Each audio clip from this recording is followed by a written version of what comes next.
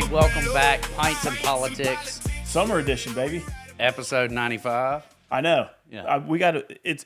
We have totally lacked discipline this summer. You know, the minute we adjourn, we all just scatter. Yeah. How many oceans have you seen in the past 3 weeks? Oh man, Mediterranean Sea, Atlantic Ocean. You know, I try to touch them all. I really do. When I visit the left coast, I went put my foot in the Pacific Ocean, just 1 foot, because it was freezing ass cold.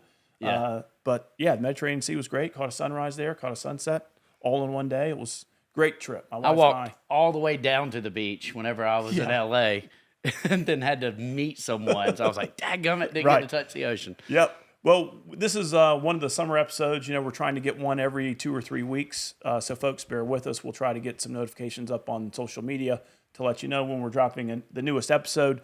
But we do have a guest today.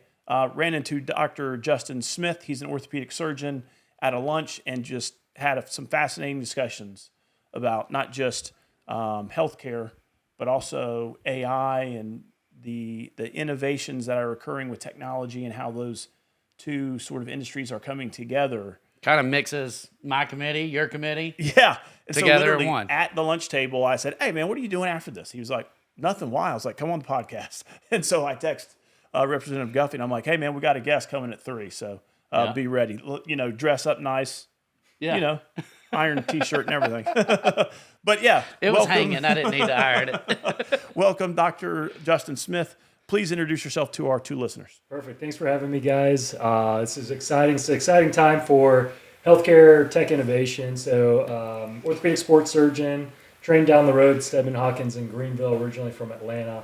And the big story about me is I left a big hospital, started my own private practice, Journey Orthopedic Institute, and a part of that is building my own AI medtech company to support that. And I was doing it for myself because in 2026, to run a successful independent practice, you got to run lean, and leveraging the tools that we have at our disposal to be able to automate as much as possible in the business and leverage that to the benefit of the patient and the doctor. I was doing it for myself. Right. And so I was like, well, if I'm doing it for myself, why don't I create a company around this? Because I know other doctors are going to want this. And so I had ChatGPT at the time tell me, okay, well, this is how you're going to build a business. So I built a Delaware C Corp. We've got safe investments. We're all physicians. We're $1.5 million into our seed raise. And so it's by physicians for physicians. I have 0 MBA, no business background. Right. And I built this, and I'm the CEO and founder. We've got 3 software engineers, COO, CTO, and we're heading to the races. Wow, man. And so I heard all this, and I was like, okay, like you said, this is like taking our 2 lanes and pushing them together. And I was like, this will be a fascinating discussion because, him and I are talking about the consolidation of healthcare, some of the negative impacts and how that affects a patient. We were talking about non-competes. So we talked about some legislative issues, but then we started getting into the AI tech world, and he was talking about how he's utilizing AI and then how that interfaces with patients. So talk to us how does that look? How does this AI, this turnkey AI practice business, how does it look to a patient? So my idea of AI, so AI is a machine, right? It's a machine at guessing. And so, a big reservation that individuals have is not only data security, but also, too, it's this black box, and I'm not really sure how it works, and it arrives upon an output. And so I think part of it is always keeping a human in the loop to be able to vet the information, Correct. Understand what information is going in, what information is going out, and then using it as a tool, not a replacement of physicians, but as a tool to automate all the tasks and processes that are a part of your medical visit, from intake, the questionnaire, to acquiring all your insurance information, assimilating all that EMR data, saving your front office, yourself as a clinician, all this time of digging through the charts, pulling all this information, synthesizing it into a palatable way that is configurable and customizable to you as a clinician, because we have that opportunity and that power through prompting and context engineering to do that. And staying within HIPAA regulations all at the same time. Right. Absolutely. And so a tangible experience for a patient, they would see, this would allow a physician like you to basically have more one-on-one time with the patient. While you're having this conversation, you've got a recorder that's got AI interface that is like sort of going through all of that data and that information and charting to where you can maybe have more time with the patient? That's the goal, right? My goal is to help clinicians get back to the good old days of building rapport, having time to understand how does this affect your life, educate. My goal is all the data acquisition and the process is automated so that when a clinician walks into the room, they already know what the diagnosis is. AI is smart enough to diagnose now, that now it's really, let's build the rapport, let's confirm the diagnosis, and let's figure out how does this fit into your life and how are you going to make this decision for yourself. As long as it's more accurate than WebMD, right?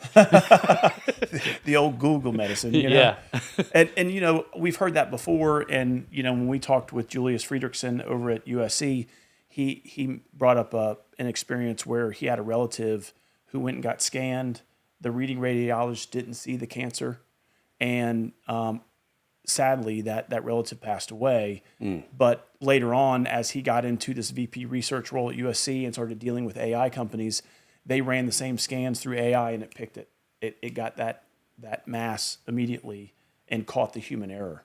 And so I think that's the positive side of integrating technology and AI into some of the things that we do, right? I think it was very important for you to say, confirming the diagnosis. Correct. So the human physician confirms the diagnosis, right? That critical control point where a human or a physician who's trained, experienced, and schooled gets in and still confirms what, say, the machine and the AI is diagnosing. Absolutely. I mean, there are limitations to the technology. Right.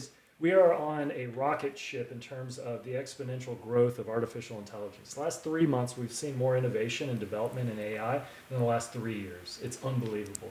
But at the same token, like you illustrated with the case of, you know, catching things on imaging, we're kind of getting into this medical legal scenario where we have these tools. We're heading to a time where it's going to become standard of care to use these tools to not miss these things. Well, then what happens in the situation where you disagree with the model and it turned out to be right? You know, and so there's a lot of Liability. questions. Right. Yes. Right. Nobody wants to shoulder that medical legal responsibility. And the FDA requirements for these models to make decisions autonomously is very high. And so we're very much in the infancy of these decisions. And I think it needs to be clinicians that are very much a part of this decision making on how these tools are used and deployed in the world.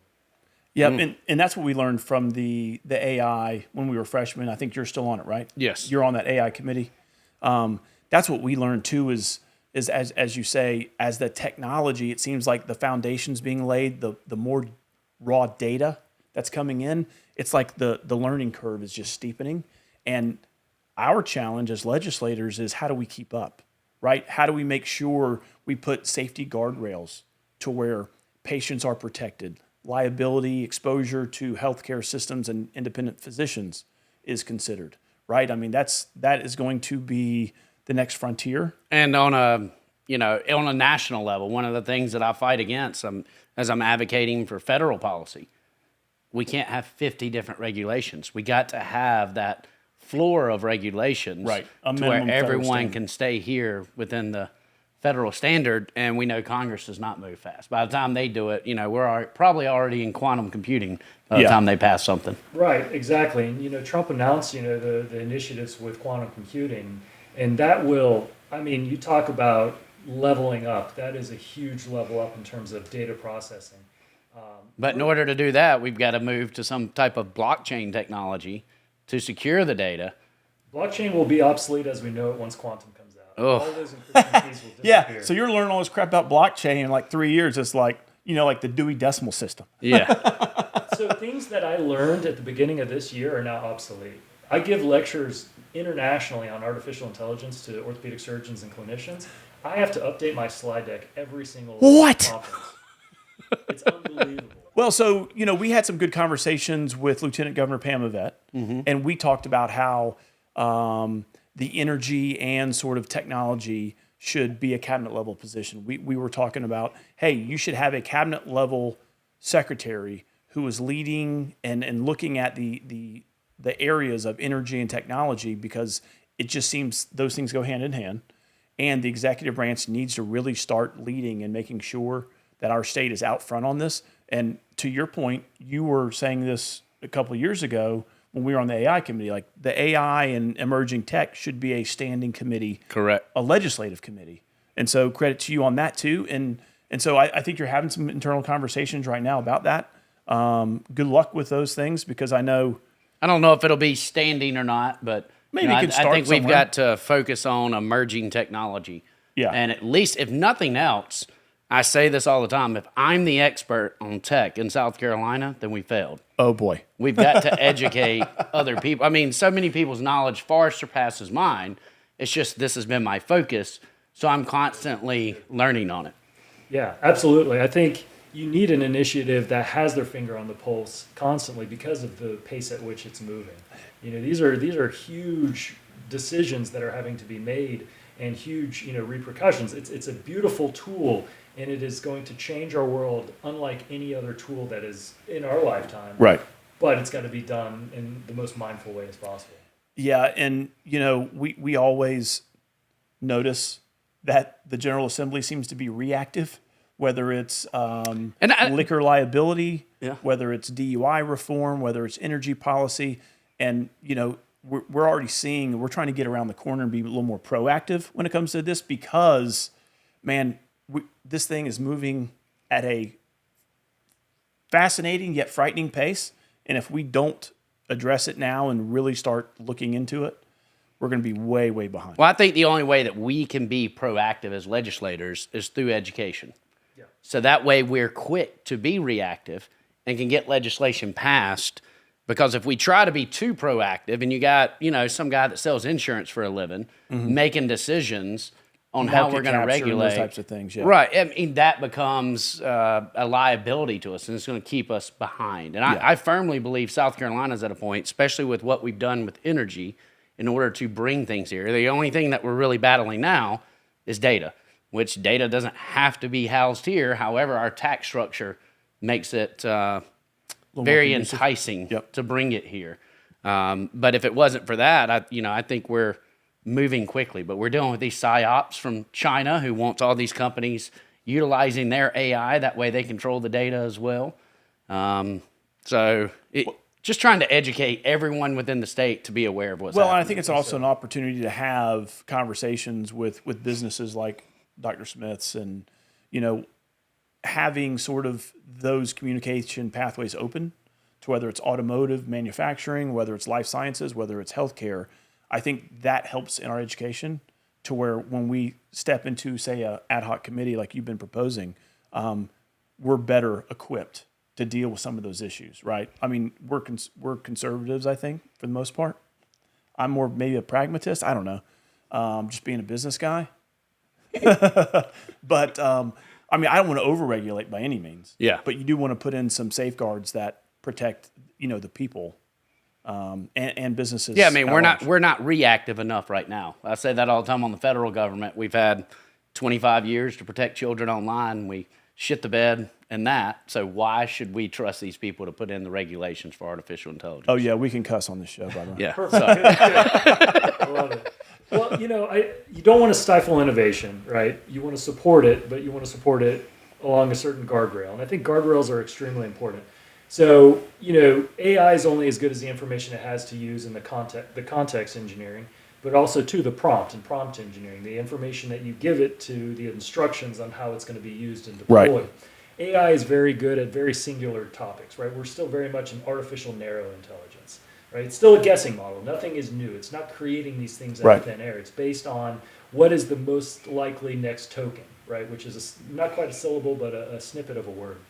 And so when you look at what was the regulatory pressure I had to go through in order to create this AI MedTech app, there is no HIPAA certification. There's kind of a stamp of honor, but there's no regulatory body that regulates that. There is SOC 2 compliance. So SOC 2 compliance is probably the most authoritative, stamp that not only is your data secure, but your company is run in the most secure way as possible. You're doing background checks. You have scope access to who has permissions to what data, what applications, and so forth. And it's all audited. So we're currently SOC 2 Type 1, which is at this time and point in time, you have checked all the boxes. You are now certified as SOC 2 compliant. And then we're going through our 6-month audit of are you living up to those, information security Right. policies and all this different, type of regulatory type stuff? Because I have to sell to orthopedic surgeons and doctors. They're the most paranoid people in the world. I'm the most paranoid person in the world. You get sued a few times, and all of a sudden you start questioning everyone. Start waving people's papers around. Oh boy. So, I mean, what are you sort of educating us a little bit? I mean, what are some of the, the next steps as far as for you and your business? What are some of the pros? What are some of the cons? What do you see as, and let's just narrow it to healthcare. Yeah. I mean, what are some of the positives? More efficient business? Absolutely. The AMA has published it. When you look at the growth of physicians to administrators, the administrative burden on healthcare is tremendous, insurmountable. Yep. It's kind of like our education system. Yeah. Same way. For me to see a patient, I have to fill out so much paperwork to the point that we have lost that physician-patient relationship. Right. I think I read an article recently where it talked about the administrative cost of running a hospital versus just the patient costs, paying his salary to deal with patients and this, that, and the other. I think the labor costs and all that kind of stuff is like 18% maybe or less. The administrative costs, 40%. Yep. No, It's Well, I mean, almost just simple with note taking. I mean, imagine doctors would always speak into the recording, then they pass it off, and you have someone that sits there and types everything that you said the day before and puts it in people's chart, and AI could do that instantly. Well, also if doctors had good handwriting, they could do it themselves. I tell you what, if I could go back to paper charts, but it's the workers' comp forms. It's the letters of authorization for the insurance company. It's the denials, having to fill out all that paperwork. So, for example, in Florida, one of my colleagues, my mentors, part of my alumni, he got a automatic downcoding from one of the big insurance carriers for the last 3 years. They're like, all your level 4s are now level 3s. You could submit. They clawed back that far? They clawed back 3 years. And he can submit individually each case a letter explaining why it was a level 4 and not a level 3. But imagine the time that it would take to go through all those hundreds of patients. And so they're garnishing assholes. All of this future, that's the world we live in. So is the evil people in the world, is it insurance or attorneys? That's the lifelong battle that we deal with. That was Representative Guffey. Brought to you by.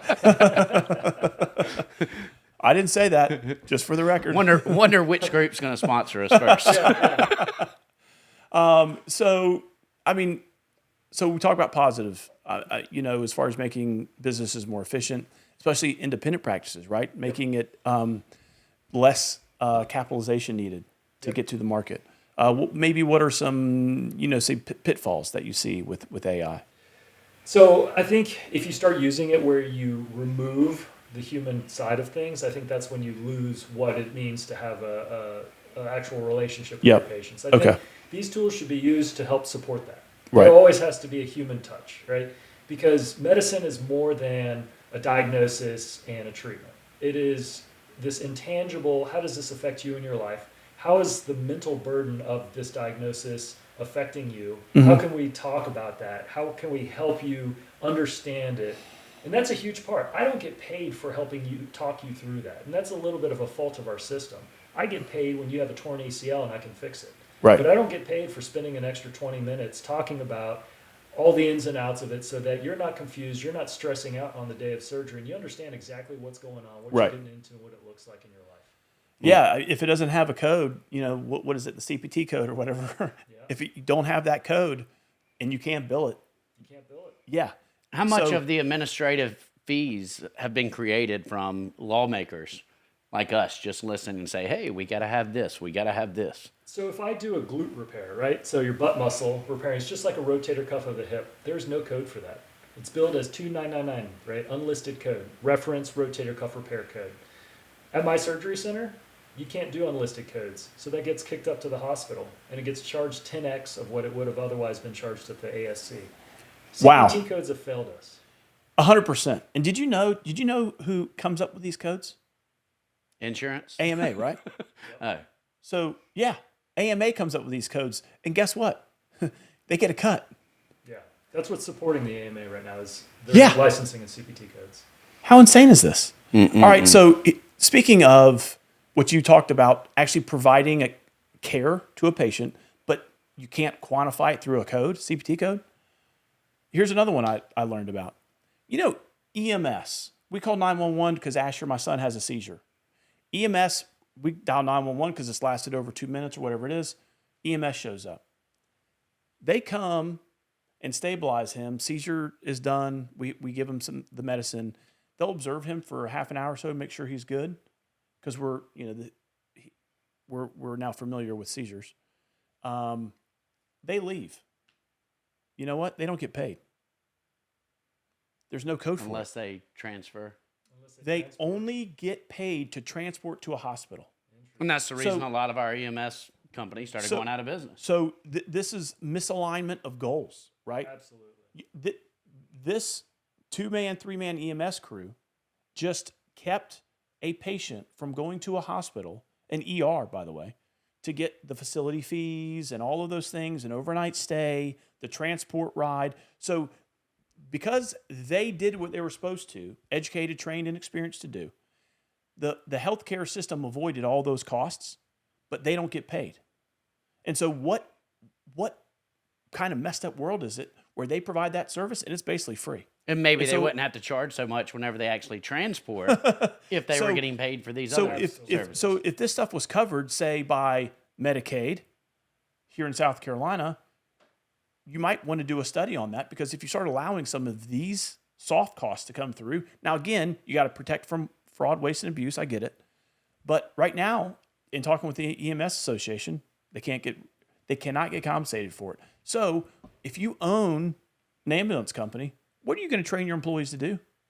Rack them up, put them on the bed, get them to the hospital. Absolutely. I mean, you follow the dollar. I mean, every business is guilty of it, right? You got to support your business, and sometimes we make decisions based on that. Unfortunately, that's the nature. Well, it's not going to harm the patient to go ahead and take them to the hospital. It's correct. Sick care. It's not health care. Yeah, it's pervasive. And so we had the opportunity to talk with Jessica Mendelson, who is the owner of New South Family Medicine. Yeah, and it's direct primary care, and so primary care doctors have had to figure it out sooner than the rest of us. Right. So I'm an orthopedic surgeon. We still have decent margins, so we've been able to hold out in the traditional system. But a primary care doctor doesn't get paid to keep you healthy.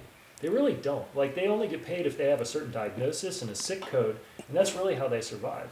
So to keep you guys healthy and provide that counseling and provide that care, they had to step out of the system and charge these monthly fees to support themselves to actually deliver good health care. Well, now they're charging, so even if you've got insurance, I mean, I was better off paying cash than I am paying for the insurance. 100%. And then having to pay now, you got facility fees that get put on top of the bill. And that's why the consolidation of healthcare is not a good thing for costs and the patient, because when, let's just say, Piedmont, if they buy an independent practice, they now can charge the hospital facility fee for the same brick and mortar system that they just bought.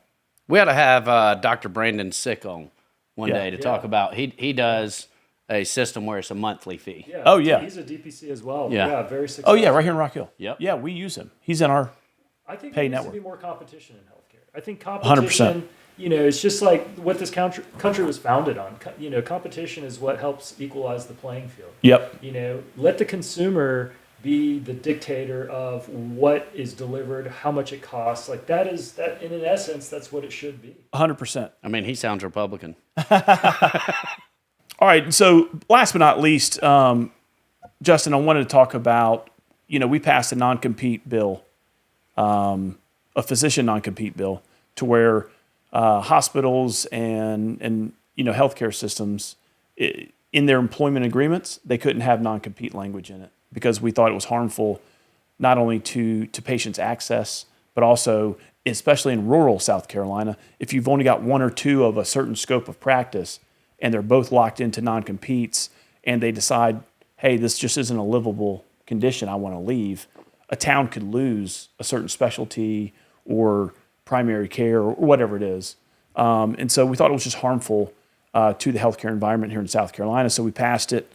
Some tricks got pulled on a third reading. Lots of arguments. but it was great debate, but we still pulled it out, I think 55-50, something like that. Went over to the Senate, and a senator put their finger on it. So we didn't get it passed to the governor's desk. but wanted to give our two listeners sort of a tangible example of non-compete. So if you don't mind, let's not name any systems, but let's keep it, innocuous. But enlighten the audience about your experience with coming into the healthcare system, the healthcare field, post-residency and all those things. Correct. So, because we heard a lot from the attorneys in the House. Man, doctors, we heard how smart you are the smartest people. That's right. They know they can negotiate these types of agreements. You fill in where you need to. Absolutely. And so, to give you perspective, I went to 14 years of post-high school training, right? So, I would say I'm the product of a lot of U.S. schooling, right? Mm-hmm. And in all of that, we're never taught anything about business, about contracts, about, legalese, as you would say. We are very much hyper-trained clinicians to take care of people, right? And, you come out bright-eyed, bushy-tailed, hoping that, society and the world's going to take care of you to support, taking care of patients.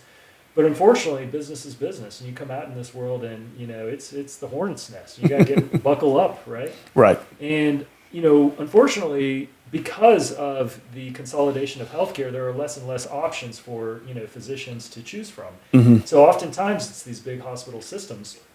And there really isn't any negotiating these non-competes. It's kind of take it or leave it.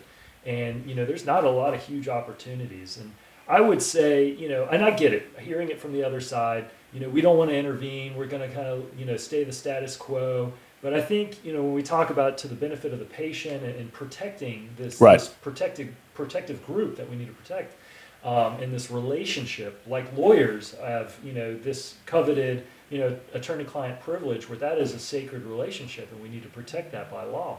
Well, having something like that, as much as we don't want to intervene, we're kind of at that point where the dynamics, and they do shift very quickly in healthcare, have shifted to the point that we have to step in to protect this relationship to the benefit of the patient, right? That's a good point.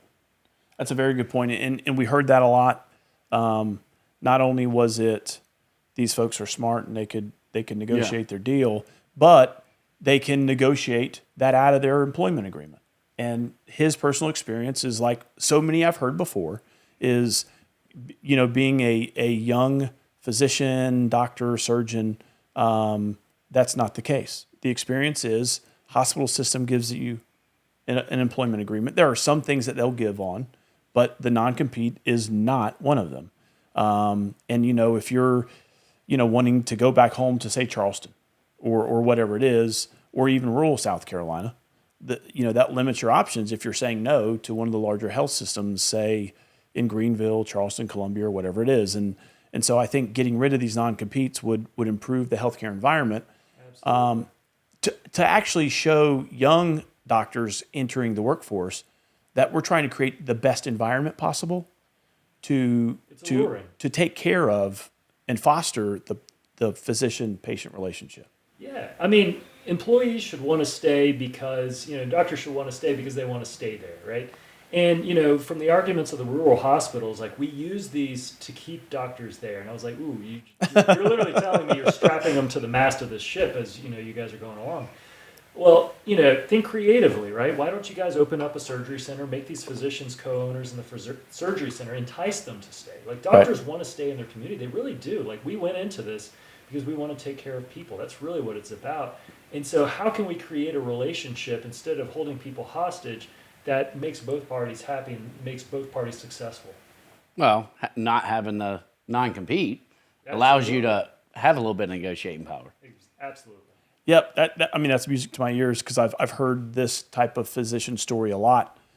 So you left a hospital system, in and around this area. How has the non-compete resulted in how you do your work now? Absolutely. Well, I had a decision make. I could move, right? That's the easy decision. Move to a different system. I was making a 7-figure salary. By all means, my clinical practice was very successful, but I wanted more autonomy. I wanted to be able to take care of patients the way I wanted to, and build an independent practice that is direct specialty care, reduce the cost for patients, and build this and become an example for others to follow. And because of this restrictive covenant, I've had to do locums where I've got a 3-year-old and a 9-month-old, and I'm having to leave, more time than I want to out of the month to Wyoming, to Michigan, to different parts of the country. And to give you perspective, when we talk about what is the deleterious effects on patients, I'm the only hip arthroscopist in the area, complex shoulder reconstruction surgeon. Huh? And so these complex sports cases otherwise has to go across state lines into Charlotte or down to Columbia. Wow. Yeah. And just to go back, threw me off. Did you say you were on a 7-figure salary? Yeah. Yeah, man. I left that. I left all that because I it's not about the money. I just want to pay for my mortgage, pay for my kids' daycare, and take care of people. That's what it's about for me. That's pretty cool. And dude, that's a great story, and that's a great, again, testimony when we get this bill back next year. If we're reelected in November, we're going to draw it up again, do the elimination of I'm going to just do healthcare professional non-competes. That's why rising tide lifts all boats. There's not a lot of other folks besides physicians or the MDs who are locked into non-competes, but I have heard it in some systems, but it's a minority of healthcare workers. But still, we're going to go ahead and throw healthcare professionals in there, non-competes. And again, I think, in talking with some members on our side of the aisle, one of the reasons that they gave me that they didn't support the bill was because it was a government mandate getting in between a private employer and their employee, which to me, I got some arguments against that because the government gets in the middle of that all the time. But we just need to make a non-compete for attorneys. Right. I do think... See if they like that firm that they joined right out of college. I do think the way to approach that is to incentivize healthcare systems and hospitals to, if they want a Medicaid dollar or if they want their nonprofit status, then they don't have non-competes in their employment agreements, right? So you incentivize them instead of putting a mandate. But let's be real. Effectively, it's the same thing. Now, what's going to stop the hospital lobby going to the Senate from getting a senator to just put their thumb on it? Hey, let them do it. No, I mean, that's what we're constantly dealing with. That's what they did this year. Yeah. That's what they've done in years past. I mean, we can sit here and want to fix all this, but it's far easier to kill a bill than it is to pass a bill. Well, you know what? We got to get those AstroTurf and grassroots organizations rallied up, stirred up. You know how to do that. Have a press conference, Guffey. Yeah. I mean, if we continue to allow non-competes, everyone's going to die. That's how you do it. That'll work. Yeah. That'll work. But I think, too, you got to educate docs, right? We all want to kind of, dive our noses into the books and just kind of... be doctors. Yeah, be doctors. Yeah. And just, from our conversations and getting to know each other, you have to get to know your politicians. You have to, be a part of the conversation. I say you're either on the menu or you're at the dinner table. Like, you have to have your voice heard because otherwise, these laws will be passed without input from clinicians that actually live and breathe it. Yeah, totally agree. Industry engagement's huge. We talk about not just industry engagement when it comes to trying to get some support around legislation, also voter engagement, right? Yeah. Trying to get more people to the ballot box. And that's what we're seeing more of right now. Your leaders are more representative of the people at large and not just a small 8-10% of the population who ends up voting in a primary. Yeah. I think it's getting to the point now where not only do groups need a lobbying firm, but they need a PR firm because the messages are just being skewed so much. There's so much misinformation out there to go against industries. It's almost like if you're going to advocate for something, you better get you a PR firm to help you advocate too. Or find you a good AI company. You know what I mean? That does marketing, PR. There you go. It's the future. Well, Dr. Justin Smith, thank you for joining us. Again, he is founder, CEO of Turnkey AI Practice, but also an orthopedic surgeon. Yep. So when does the non-compete run out? December. All right. So we can have you back here in January and we can talk about... Absolutely. All right. Thanks for Look joining forward to us. it. And not to be confused with the famous architect, Justin Smith. Yeah. Get out the fat crayons. Yeah. But thanks for joining us. Guys. Yeah, Thank you. This episode of Pints of Politics is brought to you by Comer Distributing. Comer Distributing Company is a wholesale beer distributor located in Rock Hill, South Carolina. Founded in 1971, Comer is a family-owned business that distributes beer and other beverages to York, Chester, Fairfield, Lancaster, Kershaw, Lexington, and Richland counties. All right, welcome back. Pints of Politics, episode 95. Yep, summer edition, baby. Yes. Man, it's hot as hell outside. Too hot. And folks, it's going to be the 250th birthday for our country this weekend. Yep. July 4th is Saturday. Yesterday was Carolina Day.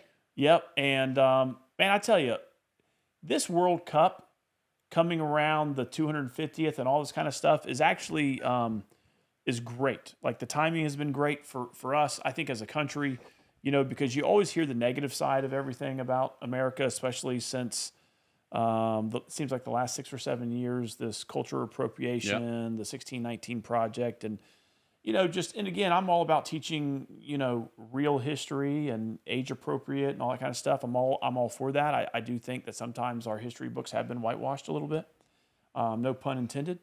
So I'm all about teaching real history, but it is great to see on social media these Europeans coming over to our country. And folks just reminding us how awesome this place is. Drinking our cities out of beer. You know what I mean? Free refills, bottomless chips and salsa. I don't know I don't care who you're following, but the threads are awesome. The They said we should all be hugging each other because we got Texas Roadhouse. You know, I mean, it's just, and again, folks, I mean, we're making light of all the freedoms and, you know, and things that we do have, but sometimes those blessings get lost. Yes. Especially when you have a centralized media like we used to have. Now, I do think social media is giving us a different, you know, it's empowering the individual. Or empowering the individual to spread fake information. Well, that's true. Or lies. But anyway. Speaking of drinking cities out, got to thank our sponsor, Comer Distributing. Yeah. Today's beer. Old Dale's. Yep. Dale's Light Lager. Good, nice light beer. Yeah, man. Kind of reminds me of the garage beer. Yep. Or your favorite Bud Light, you know. But yeah, just a good, easy drinking lager. I think Americans would eat this up. So, yes. Good beer. Thanks for foreigners wouldn't. They'd think it's water. But anyway, man, welcome back. We've been off for a little bit. Yeah. You know, we adjourned a couple vacations later, a couple press conferences later. We're back. In the session studio on the couch again. Yeah. Man, a lot's happened since the last time. I think we were going into the statewide primaries. We don't have a long enough podcast to go through everything that's happened in depth. But yeah, so last time we left, there was 5 or so candidates on the Republican side. There was 3 on the Democrat side, and Jermaine Johnson on the Democrat side ran away with it. Yeah, carried like 57% of the vote, so he avoided a runoff. On the Republican side, Alan Wilson and Lieutenant Governor Pam Mavette were 1-2 there. Man, I went down to that debate. Oh, yeah. Over in Myrtle Beach, yeah. Yeah. Talk about that for a second. That was not a good debate to show the character of our Republican Party. I can say that. There was too much of this, let me cheer or let me shout down people that you disagree with. It was more about, I mean, it really reminded me of like a high school race for class president. It was bad. There were some good talking points. I thought, you know, Pam Mavette did a really good job with handling the "you're not from here" debate. Oh, right. Alan snuck in a hit on her whenever they said say something nice, and he talked about how she's a great mother, but she brought her family to this great state. You know, trying to sneak that in a little bit. Got some boos and some cheers. But then Pam made a very good response in saying not everyone's lucky enough to be born in the state of South Carolina. That is a good response. Yeah. And, you know, I thought a highlight for the Wilson campaign during that debate was when the SC State thing got brought up, right? Yeah. And she talked about any institution getting taxpayer funded should be defunded if they don't let the lieutenant governor or a public official go speak there. But I thought while that may be a popular thing to say within a 20-second soundbite, I thought Alan's counter to that was magnificent. About free speech. Yeah, it's a nuanced issue. And he said, look, I get the emotional side of Pam's argument, but in this country, we have the freedom of speech, and even when you disagree. And so I kind of agree more with Pam on that one. If you're taking government funds. And again, but just because you get government funds doesn't mean that you lose your First Amendment right. You see what I'm saying? Yeah, but you don't bash the people that's funding you. And so the point is that is a nuance, sort of like what we're finding out right now between you and I. It's a nuanced type of argument. And I think Alan's got a very good. His superpower is taking a complex issue and being able to articulate it to the average voter of South Carolina. And that's why I think that makes him a really good communicator. Yeah. I mean, he's much better at that than I am. Yeah. You know what I mean? He can take the sort of the essence of a complicated issue, boil it down to a couple of, points to where an average voter can understand it. I still think it could have been a FO moment, though. Right. But since then, we did have that runoff, and man, Alan Wilson seemed to consolidate. Yes. Well, and I think a lot of that came from Pam's campaign. The one thing that everyone said about our lieutenant governor is that she's a nice lady. Yes. And the negativity that came out right away. And it wasn't just her. It was the people supporting her. The press conference of Gil holding on the State House. Yeah. With the other supporters. It was the constant bash. Well, and I think that started during her speech during the primary, right? When her and Alan won, she came out going negative immediately. Yeah. Whereas his first speech was, look, folks, these are my opponents in a political race. These aren't my enemies. Right. We're all Republicans. We welcome, you know what I mean? He was more open-armed to Republicans, where she went negative. And I think that, that fork in the road, she took it early, and she could never come back from it. Right. And it seemed like it just fed on itself. And man, look, I have sat down with Pam and broke bread with her back in January because I didn't know her that well. And so I took the opportunity to sit down with her, and man, I was impressed. I came back and told my wife, I was like, man, this is going to be tough because both Alan and Pam have their strengths, right? Right. But I just identified with Pam initially because of her business experience, right? And I think if you would have asked Alan right after the primary, who's Sessions and Guffey going to go with, I think he thought that we would lean more towards Pam. Yeah, but there was a few factors for me, the redistricting thing, some of the vitriol that came out from her campaign, and and then the going negative during the runoff. Well, it wasn't just that, but just some of the factors. Well, whenever you had the endorsement come out, and you had Henry Jr. on the endorsement, right? And look, and I think you could have handled this a million different ways.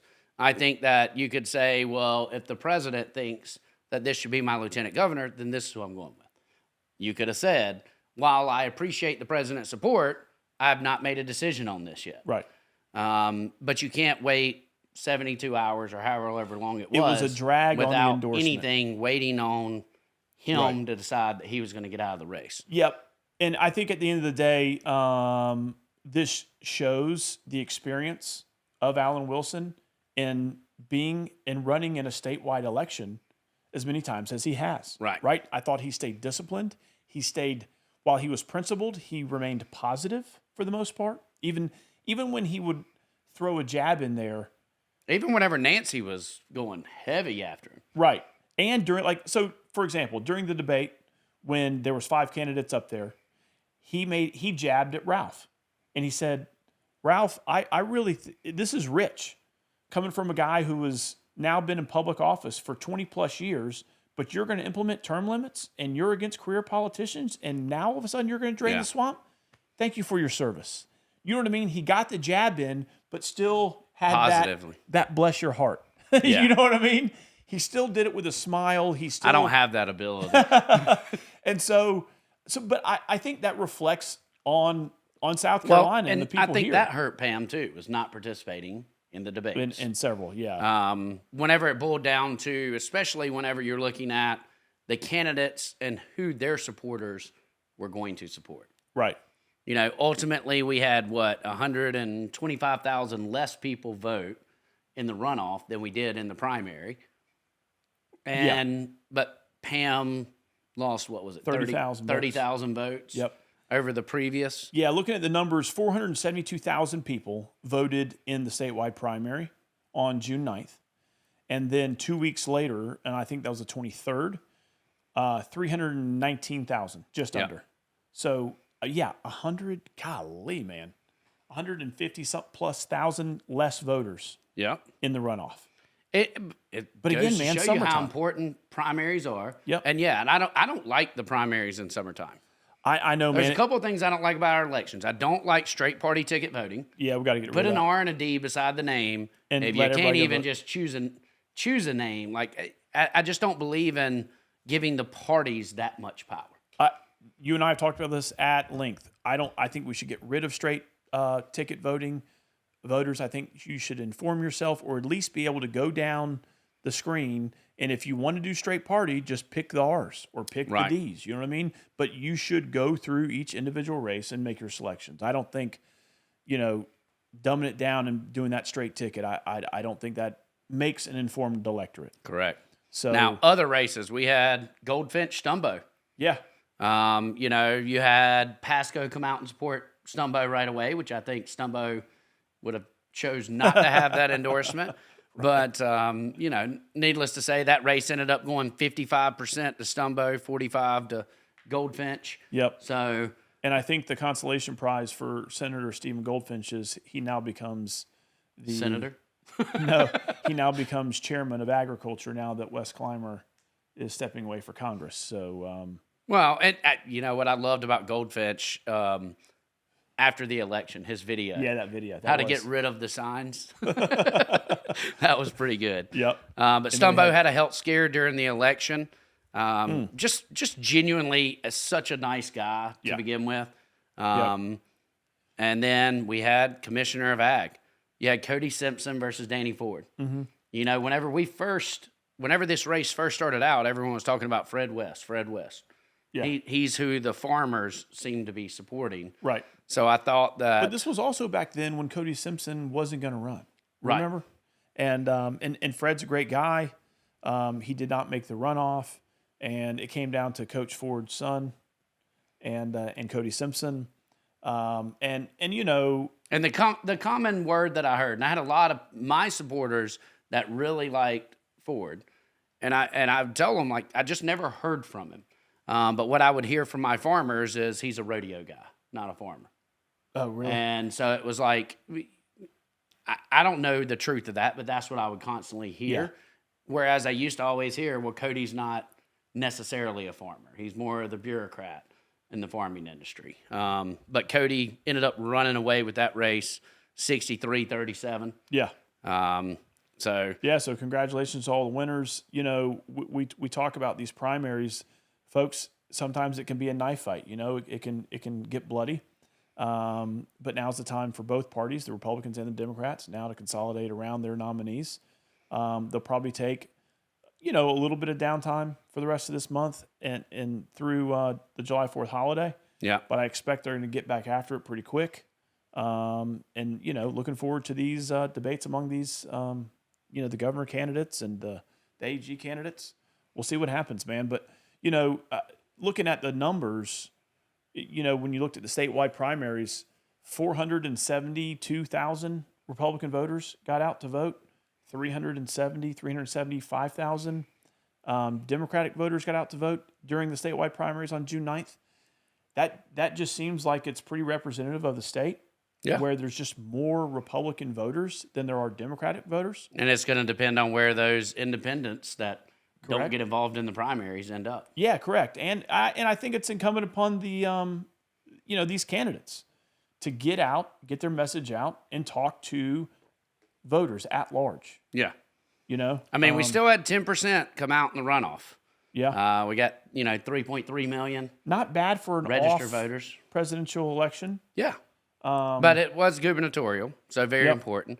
You know, bittersweet. We did have our good friend Mark Smith lose his race for the 1st Congressional District. However, Jenny Honeycutt, Jenny from the block, I loved her ads. Right. I think Michael Muley was running her campaign. I sent him a text. I was like, man, those Jenny from the block ads are on point. Love them. Yeah, and, you know, that was a close race. I think she got around 24,000, and he got just under 21,000. So, you know, 3,000 votes decides who the nominee for the Republican Party is going to be. And that's going to be an overall tough race anyway. Yep. That SC1, you know. Was blue before Nancy. Right. And so, you know, Cunningham was the Democratic rep for a term. And now you got Nancy LaCour, who ended up winning her runoff. Yep. That's going to be challenging Jenny Honeycutt for that seat. So a lot of interesting races coming up. Our very own Wes Clymer here did not have a primary opponent. He's going up against Detmer. Yep. I was in D.C. last week, and the one comment I met, it was Byron Donalds, and sitting in Capitol Hill Club, and he's like, how the hell does he not have an opponent? Yeah, no. I mean, like, he the did a good job, Republicans man. just said, hey, we're good with Wes. Yeah. Well, and he got out there early. Yeah. You know, he got his message out. He started fundraising early. And, you know, I do think that speaks to him as well, right? As he's a good candidate. Yeah. He's a conservative. Fights for some of those principled causes. You know, I mean, he was the one who enlightened me about CON when I was just a regular Joe citizen on the street. I'm like, wait a minute. He's the one that had me running for judicial reform. I didn't understand how our judicial races run, but, I mean, look at it now. I know. It's the hottest topic, you know. Our very own Don Chapman pulled it out. Yep. Which was... Went to a runoff. Very happy about that. 3 candidates in that one. And Anderson is a conservative part of the upstate. Yeah. Have a lot of Freedom Caucus members over that way who jumped into that one.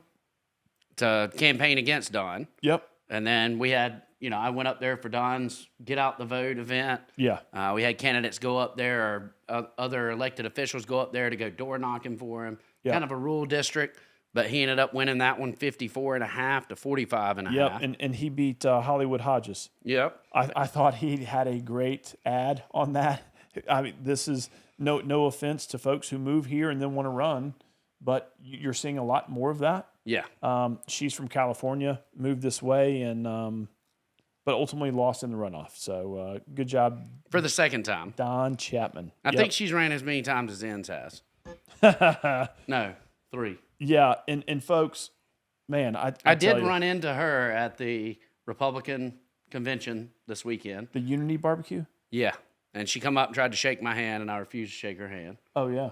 I was just like, I'm not even giving you the breath. Like, you've had 3 election cycles to show us who you are. I'm not even dealing with it. And then one of the other members of the local party got upset and was like, I can't believe, like, you're better than that. And I was like, nope. No, I'm not. Nope. I'm good. I could live my life without ever shaking her hand. I would have shook her hand. I would have not called her doctor, though. Fair? You know? I mean, I've shaken the hand for the past, 4 years. Mm-hmm. I'm just not doing it again. I get it. Look, you know, these political races and these campaigns, man, turn people into... I mean, sending out stuff like attacking people's character. Oh. Calling David Martin a womanizer. Dude called you a felon or whatever it was for that thing on the soccer field. And again, folks, I would just be wary of any candidate who is promising you, making all these promises, and then also trying to divide communities. Right. Right. It's another FAFO moment. Run on your damn record, whatever your record is, whatever your positions are. If you're pro-family, demonstrate how you're pro-family. I've been married for 25 years. I got so many kids. You know what I mean? Mm-hmm. You're pro-law enforcement. Show how you're pro-law enforcement. If you're public safety, infrastructure, economic development, whatever that is, demonstrate through your track record of the life that you have lived. Demonstrate it. You know what I mean? Yep. If you have never been in public office, that's fine. You can be a business leader. You can be a social worker. You can be a physician, whatever it is. You could run 10 million nonprofits and never pay a penny in taxes. those things speak volumes. So, there's a book out there, Let Your Life Speak. And that's just it, folks. I mean, you don't have to be in political. I had never run for anything in my life until I ran for the state house. And people were like, what makes you call it qualified? I'm like, I don't know. I still can't believe your district. Everyone was waiting for Gary Simmerl to get out of office, and that was what they were going to go after. And then it was like you had the crazy guy the first time. Yeah, Barry. Who knows, man? Yeah. I don't know, man. When God opens the door, man, you either walk through it or you don't. A lot of life's about timing and showing up. Yeah. That's why I tell my kids all the time. No, I don't think we could have got a better rep for 46. So, no homo. I'll give you $20 later. But so we got through the governor's races. And next up, I do want to talk about. We got called back last week. We had a bunch of conference reports. We were hopeful that we were going to get a budget conference report, but to no avail. All right. So this week in the House. Yeah. Got called back. Full disclosure, I know your primary opponent likes to call out when you miss a vote. So full disclosure, I was on a family vacation with, both sets of grandparents, my family, my We're only sister, supposed to be in session till the second week of May. Yeah. So you schedule your vacations. Well, my beach vacation, we schedule, like when we left the beach, we went ahead and already booked the weekend the same week for the next year. You know what I mean? You book this stuff a year in advance. So it was already set. We paid for the house. And when I found out that we hadn't got a budget together, I was like, we work a lot during session. We sacrifice a lot of time away from our families. And I was like, I'm not driving the 4 hours if we don't have a budget. So right. Sorry guys if you find that I dishonored the office, but it is what it is. My priority is here with my family, and I just said, look, if we had a budget, I'd go back. Especially with some of the scout stuff that was rumored to be in there vis-a-vis a proviso, but we didn't get that. So, but there was a couple of important issues I think that we did want to highlight. Yeah. Thank you for Representative Celeste Davis, my chairlady. She covered me on the medical pricing transparency bill that I was the primary sponsor of the past few years. I took a picture of the board. I voted no just so I could take a picture of the board, and then I changed it to green. Yeah. Vote for send it to you. Yeah. And then all of a sudden, somebody else sends you another photo, and that's what you put up on the post. I was like, dadgummit. I sent you the one post with my only red vote. Well, yeah. But it was the angle, and you were green. I was looking. I was like, how the hell are these? Oh, asshole. But yeah, so we did get to the governor's desk medical pricing transparency, which basically says if you go and get services at a medical facility like a hospital, they've got to give you an itemized receipt for the services that they're going to charge you for. And if they don't, they can't take you to collections. It's like the McDonald's method. Hey, it sounds simple, but it took 4 years. 4 years for that. And folks, this sounds like a pretty vanilla bill, and it is, but it's the first step in sort of removing the opaqueness in healthcare. You've got to get to the pricing, and it's got to be transparent, and it should be published. And so the first step in that was that we got to at least give receipts, because that'll have all the printed charges on them. Right. Now we're going to keep pushing forward, and we're going to start pushing these healthcare systems. We're going to be pushing health insurance plans to start being more transparent, start posting prices, start posting all of these things to where it informs patients of what things cost, so then they can then comparatively shop and go for the best deals. Right. If you knew it cost you 10 times to go to the hospital, correct, than it does your primary care, yep. Where are you going? So again, it's a very vanilla bill, but it's the first step in a long journey of bringing transparency to healthcare. Another one that got a lot of attention was the THC. Yes. The THC bill, which, coming out of the House, this was essentially, we wanted to ban it from anyone buying it under the age of 21. Very common, just like alcohol. You can't walk into a grocery store or gas station. That's what we kept hearing, and these teens get it. We send that over to the Senate. The Senate argues, adds a bunch of regulations, just like in the House. They tried to, do a complete ban. With liquor liability. Oh, okay, yeah. Yeah, but it goes over to the Senate.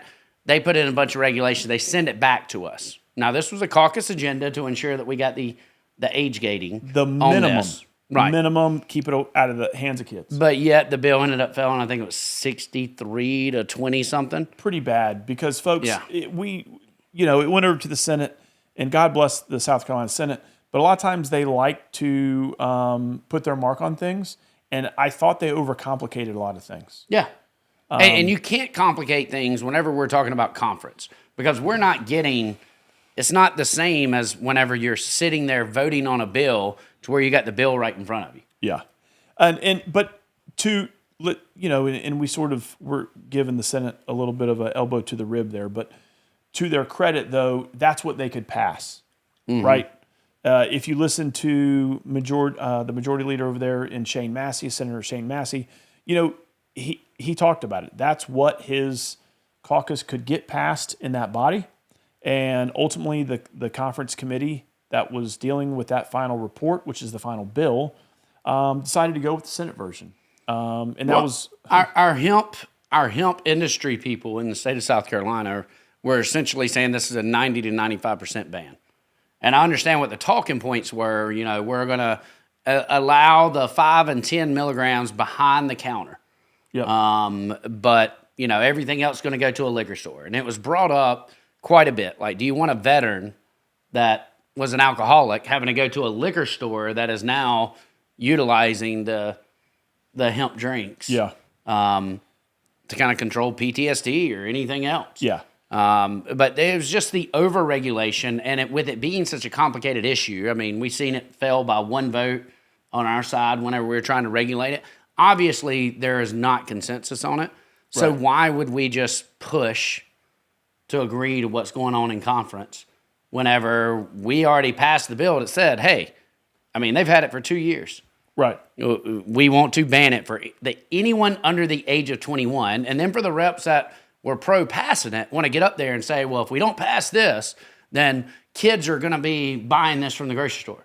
Well, the Senate should have did their damn job, in my opinion, and passed the age verification that we sent over there to begin with. Right. And then we can work on a regulatory bill at another time. Right. And at a time where we try to promote the Republican caucus and the Republican Party as less regulation, we're putting like so many layers and overcomplicating something that is, hey, just keep this thing, put an age verification, keep it out of let consenting adults make adult decisions, keep it out of the hands of kids. And, that's the foundation, and let's build on that, right? Well, I mean, the only reason we have problems with these drinks or any of the synthetics or anything else is because of a rushed farm bill.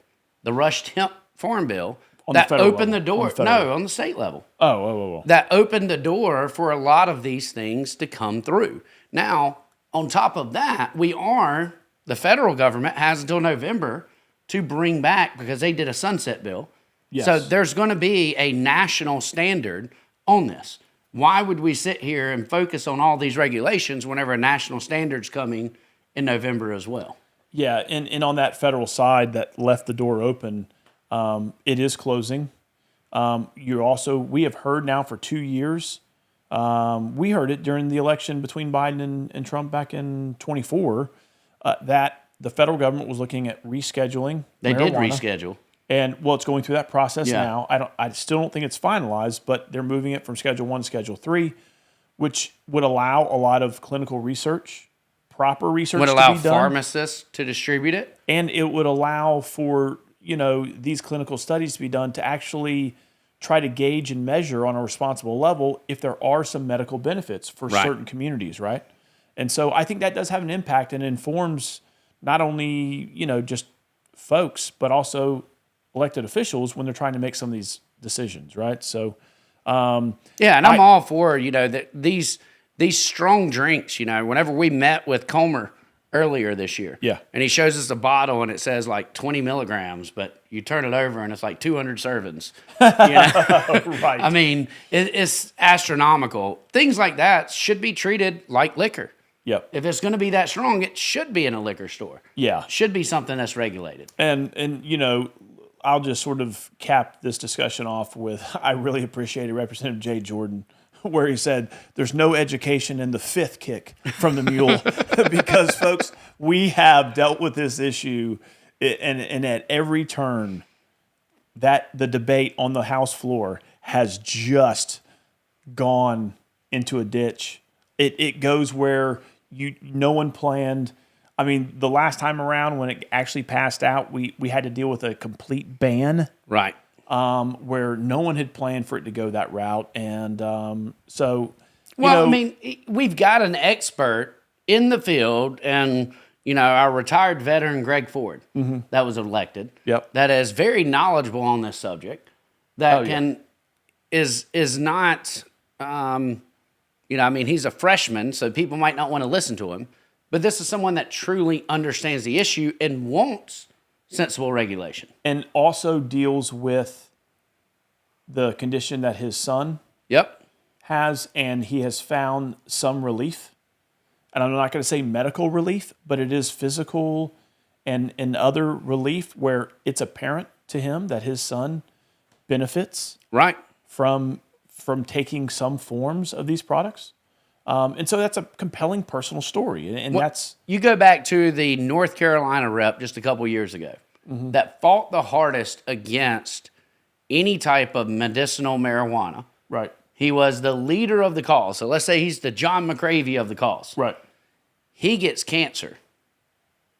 And as he's dealing with cancer, he comes out and says, this is the only thing that's helped me. It's the only way I can keep food down. Right. And if I would have known that and truly listened to people at that time, then my stance would have changed. Man, sometimes the best lessons learned in life are the ones that you learn personally. God has a way of teaching you tolerance at times, right? Well, I mean, just if you keep an open mind and you're always willing to learn, I think that's just sort of a great outlook to have on life. But then again, if you don't, life will teach us sometimes, you know? And that's the truth. And look, we've all seen, some of these stories of where folks dealing with neurological disorders or things like like seizures, Parkinson's, yeah, where they take a gummy or two, and the shaking and the tremors stop, and someone can actually function and move with some, modality. And it's like, how do you say that person can't take that, right? And again, that's the exception. I get it. And so... And I was just the opposite with my PTSD. I was told, you need to try gummy. Maybe that can help you sleep. Right. Made me jumpy, amplified things. I was like, nope. Right. Oh, wow. Yeah. So, while it might work for some, it doesn't work for everyone, as with any medication. Correct. Should be studied. Yep. So, so the THC went down. Also, the DUI.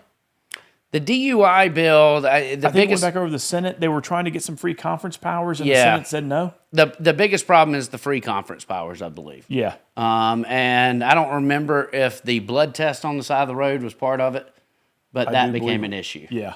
And folks, that's unfortunate. Again, trying like the THC, at a minimum, let's protect kids, right? Are we going to have officers carrying around syringes to take blood on the side of the road? I think and again, I don't know too much about that bill. They might have space on their belt, but I don't know if I want them carrying that. I think there would be a unit that's trained up in how to do those things. Again, I didn't think that portion of the bill was going to make it. And I think maybe the free conference powers, that's what scared some of the people. Like, no. Yeah. But at the end of the day, we do need stricter DUI penalties. I agree. But we even had parents advocating in the lobby that lost children to DUI and to accidents that were saying, kill this bill. Man. But so, and a lot of it, because it was classified from a violent crime now to a non-violent crime in that bill. Okay. So again, something that I thought had some promise, that thing went down in flames, and guess what? We're going to have to go back after it next year. But that goes to show you there's always more than one reason to vote against a bill. It drives me crazy with the way people assert the reasoning why their reps voted against stuff. Right. And again, those nuances matter, especially when it comes to writing legislation. So again, unfortunate that we didn't get some stricter DUI penalties. I didn't see the final version of the bill that y'all had to vote on. I wanted stricter DUI penalties because of the tort reform issues and the liquor liability issues that we've been talking about. I think that would help send signals to insurance companies that, hey, we're serious about keeping, especially repeated offenders, off our public roadways. But again, more work to be done next year on that. I said that, and then I just realized I did exactly that last night. What? The KIDS Act passed in Congress, and I really hate the bill because it removes duty of care. It's a big omni bill with a bunch of kids bills to protect kids online together, but it was worked with the White House and the tech companies to push out. So I made a post last night basically stating, quit being bought out by big tech. And it's like, crap. I'm certain there are reasons. There might be other reasons why they passed it or anything else, but we all have to acknowledge that at some point we're professional hypocrites. I was very angry. I lit up so many members of Congress last night. Yeah, and look, you know, we all have our faults. We all make mistakes. You just dust yourself off, get back up, and I have to call it out. Better me than Adam Morgan call me out on it later. Oh boy, I'm still waiting on him to apologize to Bruce Bannister. By the way, yeah, I don't think that's going to happen. Yeah, well, keep holding your breath. Hey, look, always got to be hopeful. You know, yeah, for folks to make better decisions. You picked the wrong Morgan. You got a better chance with Allen. But also one that has garnered a little bit of social media outcry from some of our Freedom Caucus brothers and sisters. Well, we got to get to the HALO Act first. Okay, let's go there. We did have the HALO Act, yep, which was stating you have to keep reasonable distance. That was the change that the Senate made. Okay, reasonable distance, because they were looking at things such as in a hospital, you might not be able to provide that amount of distance. That was our initial concern too. Yeah, because I think it initially said 25 feet. Yes, I was like, what if you're in a 12 by 12 room? Right. Like, how are you going to get 25 feet? So good on the Senate. So the Senate put that language in there. It come back over to us, and we needed 2/3 of the vote. And we ended up with 1 vote short, which happened to be, everyone's looking at Democrats, and then it was Rob Harris. We needed 83, and I think we were 82 and a half. Yeah, I think he was the only Republican. Okay, so we had to break the 82.5 threshold. Yes. Rob Harris votes for it. We ended up at 82. Yeah, if Harris would have voted for it, then we're at 83. Man. So he voted against it, which ticked a lot of members, especially pro-law enforcement members within the chamber off. And then they found a way to bring it back up, and whenever they brought it back up, numerous members voted against. We actually lost like 20-something votes. Really? So it ends up dying. But that ticked a lot of people off. And then the next bill up happens to be ivermectin, to be sold behind the counter at a pharmacy, but sold as an over-the-counter drug. I know that you're the chair of that committee. Yeah. And you worked very hard with J. Kilmartin, who was the author of the bill.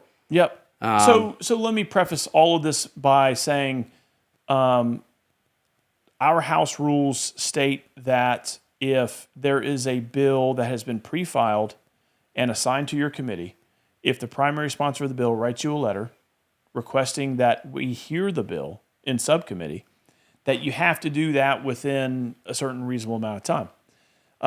Now, folks, I will tell you, some subcommittee chairs stack an agenda, put the bill that they don't really want to hear on the bottom of the agenda, and they'll just run the clock out, right? I'm not doing that. I'm just not. Yeah. So if the House rule says I got to have a bill on the agenda, then I am in good faith, because that's a colleague of mine. They represent 40,000 people too, that I'm going to give it its time that's due in a subcommittee. Right. And so I'm not going to run the clock out. And so I actually had 2 bills. One of them was Josiah Magnuson's bill on banning mRNA. And then the other one was J. Kilmartin's bill on the ivermectin. Originally, the bill said over-the-counter, non-prescription. They could just walk in, pick it up like Tylenol, right? And so the negatives that I heard about Representative Kilmartin's bill in subcommittee was from 2 to 3 local pharmacists here. Like they literally were texting me live when we were in subcommittee.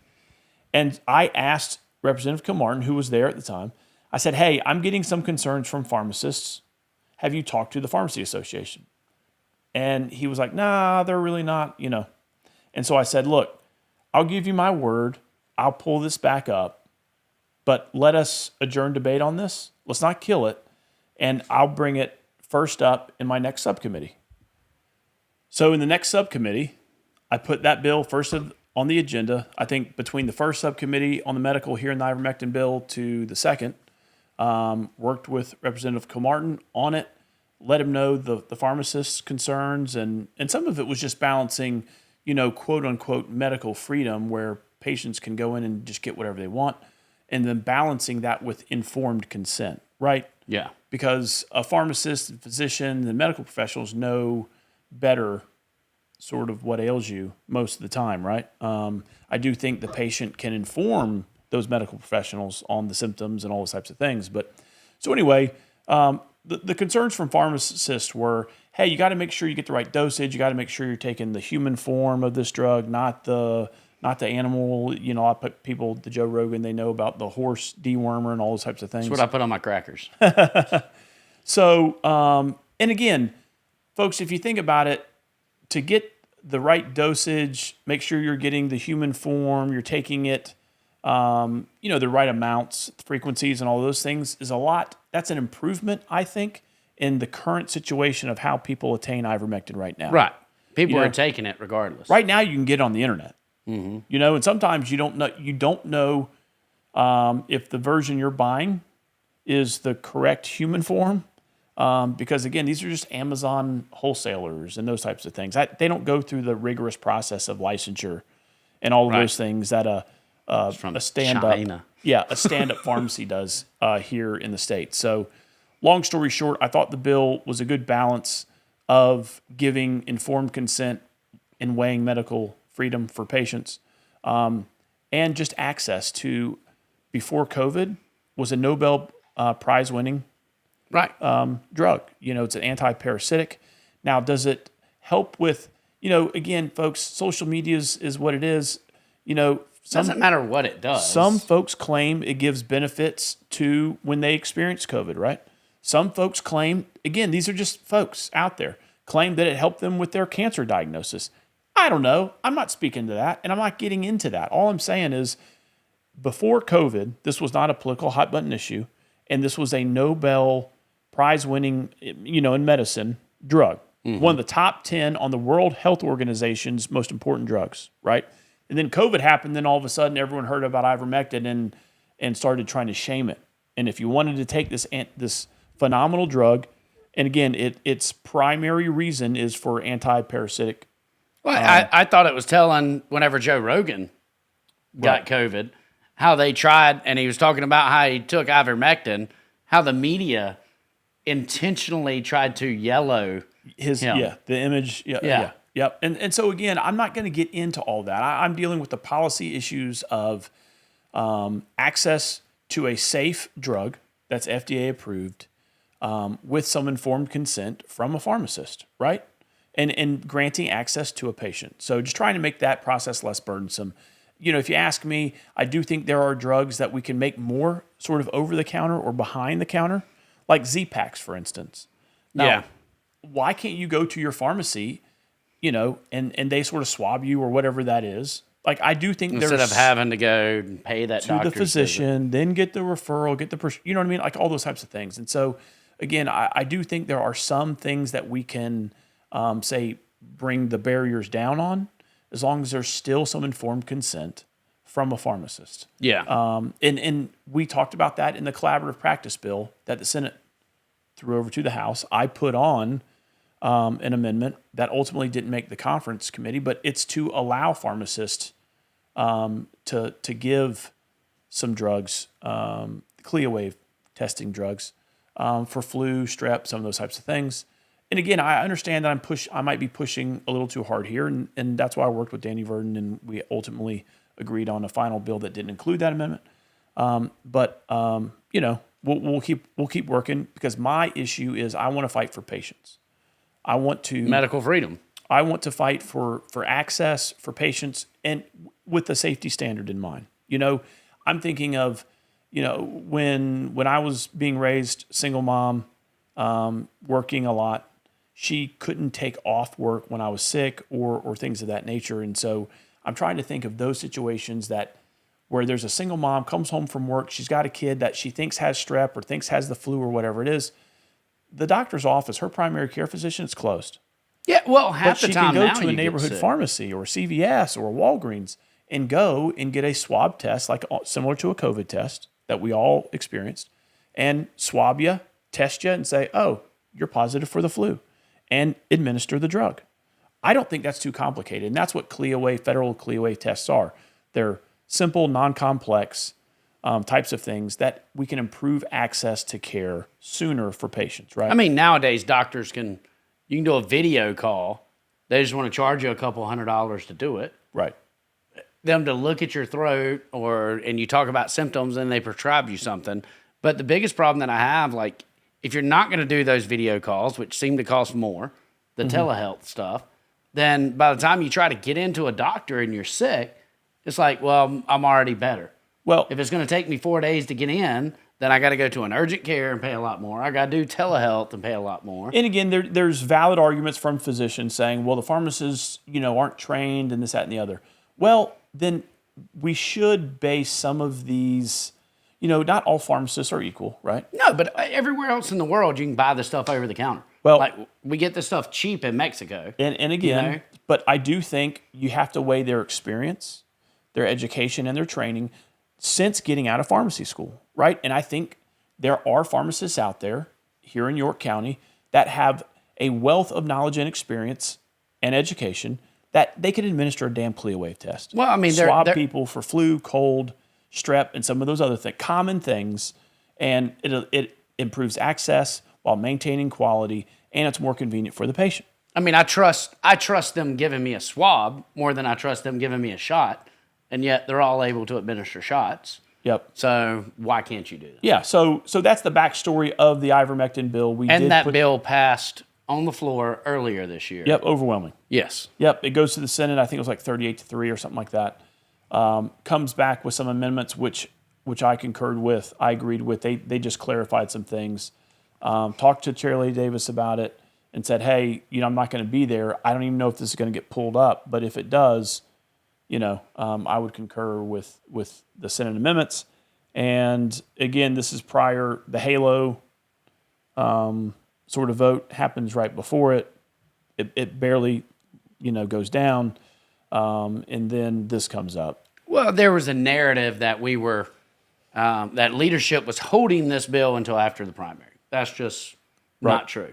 We had all these bills that we were trying to get in. I know how hard you were working trying to make sure it got on the calendar to begin with. And it was on the calendar, but as we're coming back, it's the last thing because it's not a conference. It wasn't treated the same. And then we ran into the budget, and then we ran into the redistricting thing. The plan was to take it up on that redistricting when we thought we were going to get out around 9 or 10 o'clock.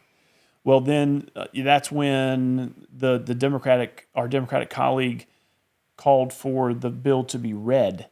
Yes. And then that took like 3 hours. And again, folks, when you talk about passing legislation, you're talking about dealing with human beings. And to say that all decisions should be absent of emotion is just not realistic. And case in point, the redistricting bill drove up a lot of emotions. And even though the Democrats saw that probably the votes were going to go against them on that redistricting, they called for Bubba to read the damn thing, where we thought we were going to get to other issues on the calendar, ivermectin being one, because the speaker even said, hey, are you ready to go on the ivermectin? I said, absolutely. And we lost our opportunity there because... timing. Yep. The Dems read it. It took us 3 hours. All that, the rest is history. So whenever it come up this week, we had a lot of members that were really bashed by this group, Make Liberty Win. I think that was it. There's too many. I can't remember. It's part of the Young Americans. Young Americans for Liberty group. Right. And folks, this is a dark money out of state group that ran at sometimes like Don and some others got like 8 mailers against them. Yep. These are the same people that sent a mass text message out against me stating I refuse to protect children. Yeah. And also they ran ads saying that, say like Neil Collins, Cody Mitchell, Don Chapman, Brandon Newton, all of the folks who were facing primaries, I believe there's about 16 in the Republican caucus, all got mailers hit on them saying that they don't protect kids from pedophiles. Yeah. And I don't even know what that was based on. Like, it was idiocy to even print that. I mean, you get ones like David Martin calling him a womanizer. Just really attacking people's character. And, I talked to Don Chapman about it. And Don Chapman voted to, allow the ivermectin to not recommit it to the committee. Right. But even he was saying, he's like, Guffey, like, after this election, like, I walk into church and people are standoffish to me over these mailers. And it doesn't make any sense why people would just attack your character like that. So you're going to turn a lot of people off. And then the narrative that was being put out was, which we all know, J. Kilmartin, Beach, Harris, like, they're all part of that Young Americans for Liberty group. But the narrative was that Kilmartin gave $20,000 to this group. Him and his wife. For them to come out, through the business. Jay came up to me Saturday, said that's not true. Like, he gave money to him before, but that was not true. But, that makes people look at it to say, hey, this guy's funding attack ads against me. Why would I even support him on anything, regardless of what the legislation is? Right. That's one reason. Then you had the HALO Act die. Your pro-law enforcement people were saying, well, why would I support this bill if they're going to kill this bill?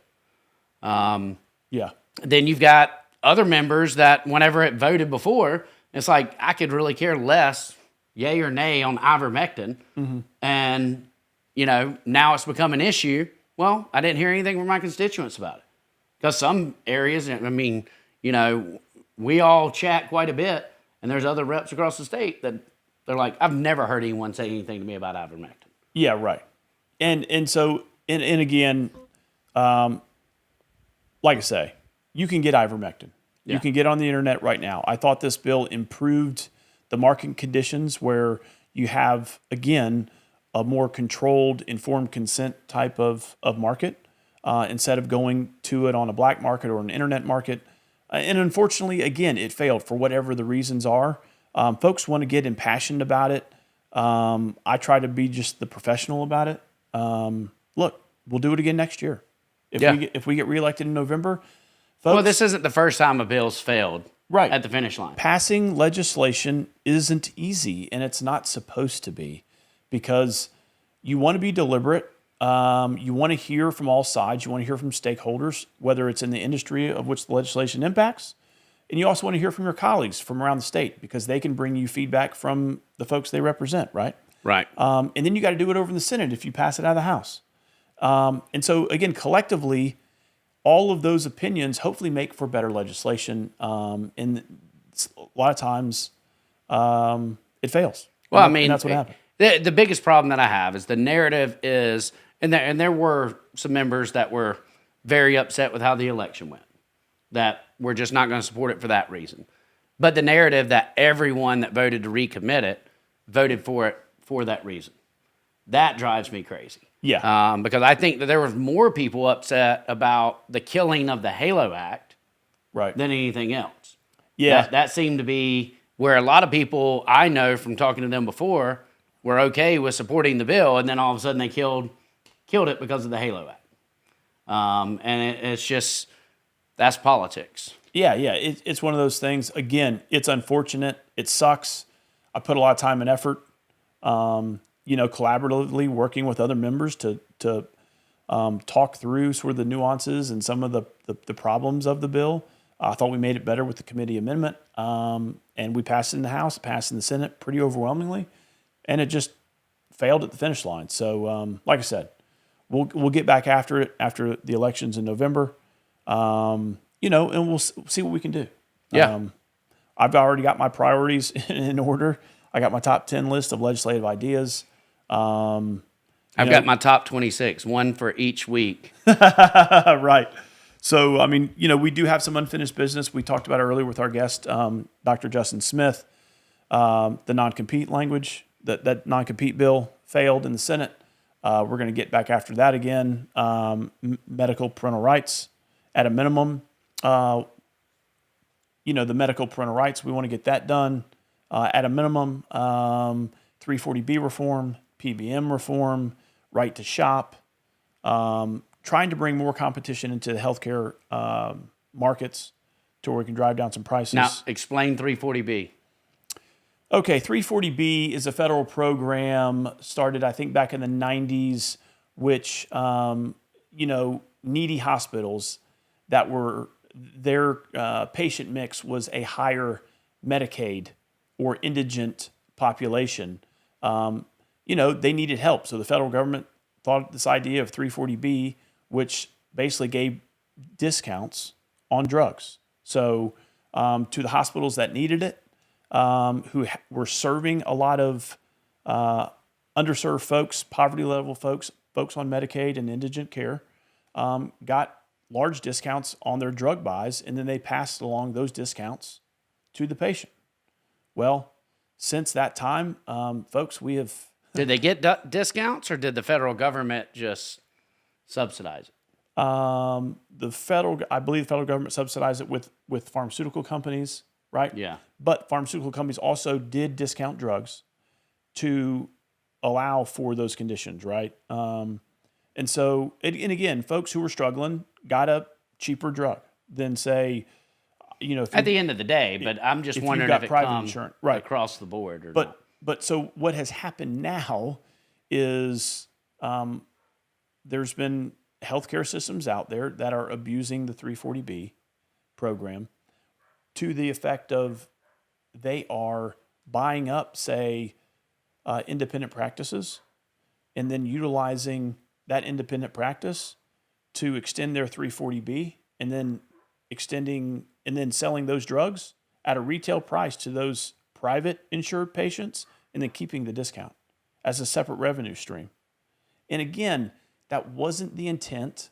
I'm not saying that these hospitals are bad for doing it, but I'm kind of saying we need to sort of rein that in a little bit. I do think that if you're going to take a discount for a drug under a program that's intended to give relief to indigent and Medicaid recipients, I do think that those discounts should be passed along to patients, not just used to fund, other parts of your hospital system. Yeah.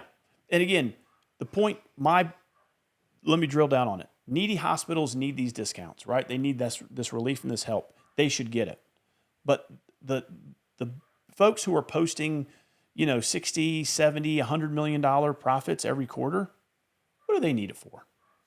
You know what I mean? Yeah. And so again, someone actually taking advantage of the system. I think, folks, we just need to look at this stuff. PBM reform, same thing. We have exhausted that subject. I think the common theme is the more government is involved, the more chance there is for corruption. And it even goes back to, we're talking about the budget. One of the arguments on the budget is whether we are going to reduce local property taxes by buying down the property taxes. Right. And it's like, yes, that could help citizens in their community, but that's not, it's just robbing Peter to pay Paul. You're taking your state taxes to buy down your local taxes whenever your local government could just be lowering your taxes. Right. Why is the state subsidizing the local government? Well, and I think that's a dangerous precedent. And I think that's where some of the impasse is look, if we're going to give this property tax relief, there's got to be some local buy-in, some local responsibility. Yes. And even if the state government were to come in with surplus and tear down, so it's not a shock to the local budgets of but it needs to be done with recurring funds, not non-recurring. Not one-time non-recurring, right. Correct. So, and again, I think that's you make a good point on the budget impasse, because I think conference committee met today, and I think they've rescheduled, and they're coming back. That's a big thing. The scout is another big thing, and then troubling news. I've been told that it's no Mm-hmm. earmarks, and then I've been told, well, no, it's just no earmarks for nonprofits. Right. So, no earmarks for nonprofits, even though I operate a nonprofit, I can completely agree with. Yeah, and again, I think just budget processes in general we could look at, right? So when the General Assembly passes a budget, I do think there needs to be integrity in the system, right? If you say that this amount of money is going to PRT for this, then that's what it should be spent on. And that's what earmarks allow you to do. Shouldn't be able to move it around and then kick it out a back door and put it into this other program that, crap, we overspent here. You know what I mean? I don't think there should be that kind of flexibility. We are the purse strings. I think we should determine where that money is spent, and I think there needs to be some accountability. I don't know who looks over the integrity of our budget, where when we say you've got $200 million to spend here and you don't spend $200 million, then there should be $50 million left. Kind of like our park grant system. So, and again, that's all I'm saying, because I have experienced that personally. I've seen where, I think as a freshman, I think I got some money for a local project, and, I was just very surprised about how, when the money was dispersed. I said, because the folks said, hey, do we need to send receipts in, and da-da-da-da. And I said, let me check, and called up, and they were like, no, why do they need to do that? I'm like, you don't want to check? Yeah. Verify? And there's very little accountability and verification when it comes to that. So, and again, I'm not saying that there's bad actors, but if there are folks in the General Assembly who are earmarking money to nonprofits, and they're not making sure that nonprofit is doing what they said they were going to be doing when they requested the money, who's to know? Well, right? I mean, you have to do that on the federal level. Right. So it's a good point. I think you should have to turn in receipts. If you don't spend it in that fiscal year, you should have to give it back. I think that would encourage more spending, kind of like it has with agencies. Again, so don't request the money that year. Yeah. Again, I'm just saying I think there does need to be a better system put in place. And again, does that require funding, an office or an agency to make sure? I'd gladly do that, right? That way we know there's integrity and accountability in the system. I could agree with that. I don't know. That's just me. Can we talk about park grants, or I need to move on? No, that's fine. So we had our local delegation meeting. Yeah. This past week, which you're chair of. Yeah. And you have to kind of rein people in. Yep. And I happen to be the one that was pretty vocal. I will let the delegation member remain anonymous. But during all of this, the member says, "Good job herding cats." I think I could take a guess on who that came from. So yeah, every year we get together as a delegation, and the purpose of the meeting is PARD funding, Parks and Rec. Yes. And so, we try to be fair about it as a delegation. Harvey Peeler's in our delegation because he has a western side of York, in his Senate district, all the way over to David Martin in Fort Mill, down to us and Randy Ligon and Everett Stubbs in Rock Hill and South Rock Hill, back over to Tommy Pope with John King and Dennis Moss. Yeah, so I mean, we've got some urban centers, we got some country, some rural parts, and so I think we're a unique delegation, and we get along all pretty well. Yeah. And so PARD funding comes out, we all get together with we all sort of reach out to our towns and folks in our municipalities and say, hey, is there anything that y'all are trying to get done this year and need a little bit of the state's help? And that's where this PARD funding comes in. And we get about 120,000 or so a year. 110, 120, just depending on the year. Yeah. York County gets that recurring dollars, and we also have a water rec fund that we get some money put in, and that water rec is to be used for things that are touching water, obviously. Ebenezer Park, for instance, and some others. So yeah, we got water rec fund. We had let that build up a little bit, and we got some requests from Fort Mill, Rock Hill, TKK, York. Yes. Fort Mill, I think, got a large amount of money the last time we did this in 2024. as Ray Felder was headed out. Yep. And so, we partially funded some stuff over in New York to help them with a part. We partially funded, and it was a large ask from TKK. And we funded that to about 75% as well. And then we also funded 75% of a request from Rock Hill. Yeah, and my argument, and the reason I got upset during it was, Rock Hill out of our delegation. Let me preface this. The TKK, the town of TKK requested a large amount of money. I think it was close to $250,000, of which, in talking with the mayor, we said, hey, we're not going to fund this 100%. We're trying to get more municipalities grant applications awarded. So if everyone agrees, if York can do their project, Rock Hill can do it, and TKK can all still fund their projects and get them done this year, but the state only comes in for 75% of all the requests, we could take care of TKK, Rock Hill, and York. And that's what all the mayors, everyone agreed to. So except for me. No, that worked out. So that was sort of the proposal that we all talked about. And, and again, I know you voted no against it. I think Representative Dave Martin wanted to vote no, but he did say, look, I'm not voting no. Senator Johnson represents the area as well. Yep, and he was asking for it. So you can take it from there. Yeah, I mean, my purpose and my reasoning for voting no, number one, like you said, 110, 120 a year, asking for $250,000. This is more than 2 years, 100% version or 100% of the fund that one municipality is asking for. In addition, that one municipality has the only House rep that voted against every amendment or voted for every amendment to pull money from parks and recs. State on the DRT. state level. Yeah. And so I didn't find, or my opinion, I felt like we should honor that representative's wishes and the people that elected her, and that this is not a core function of government, therefore we should not fund it. Right. And of course, it didn't get argument back from the representative about it. Yeah. But guaranteed next budget time, whenever this comes up, we're going to see, I just don't understand how you can fight against this funding all for 2 years. Yeah.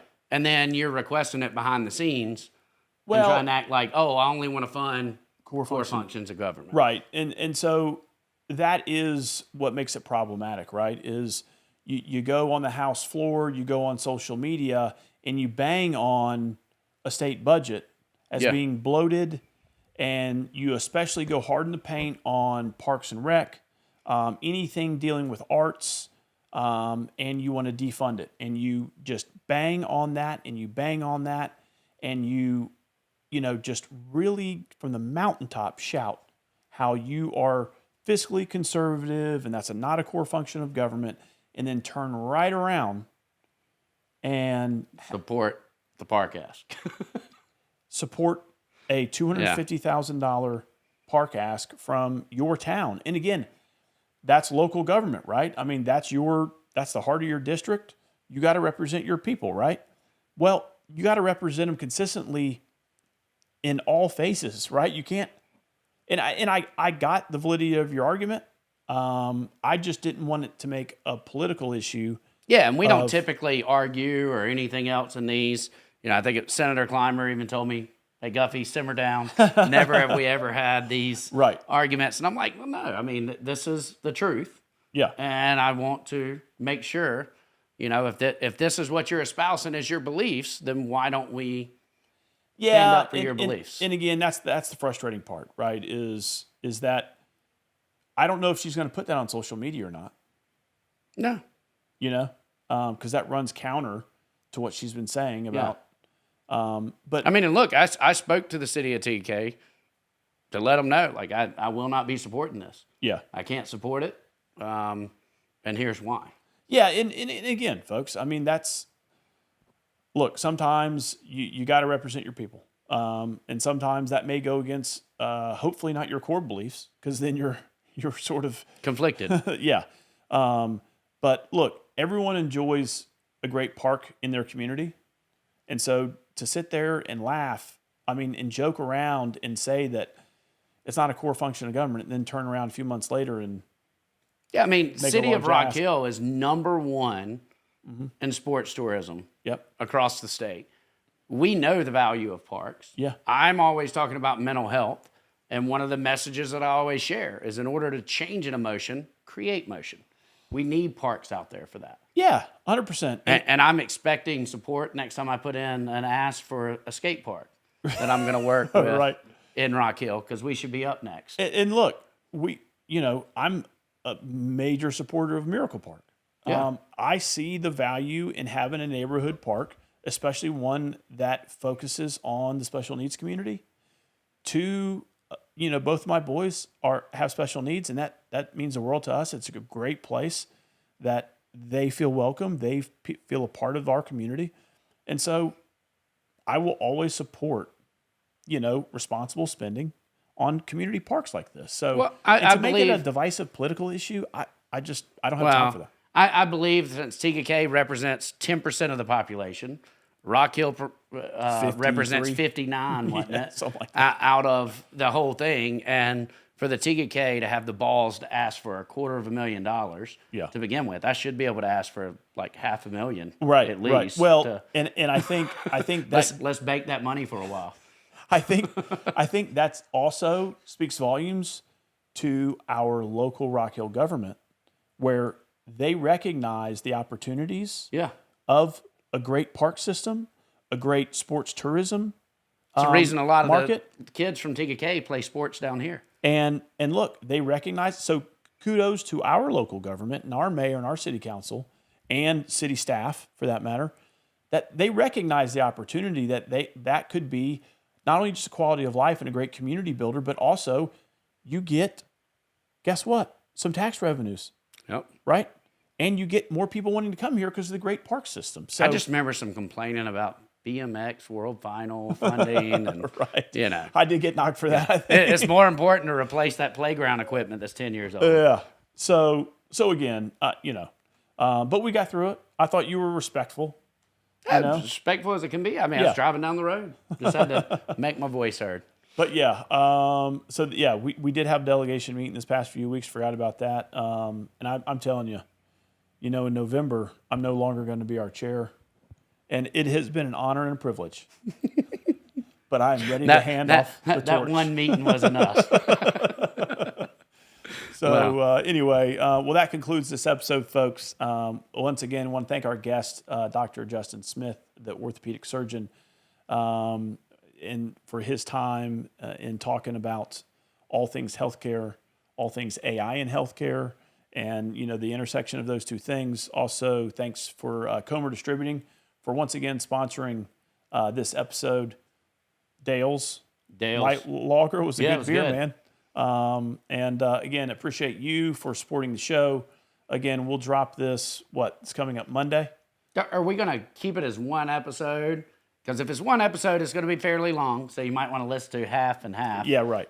Which I think would be better than dropping it as two different. Yeah, no, I'd say we're probably going to drop the marathon episode, and you can consume it over the next 2 or 3 weeks. Yeah, that sounds about right. So, again, subscribe. Share.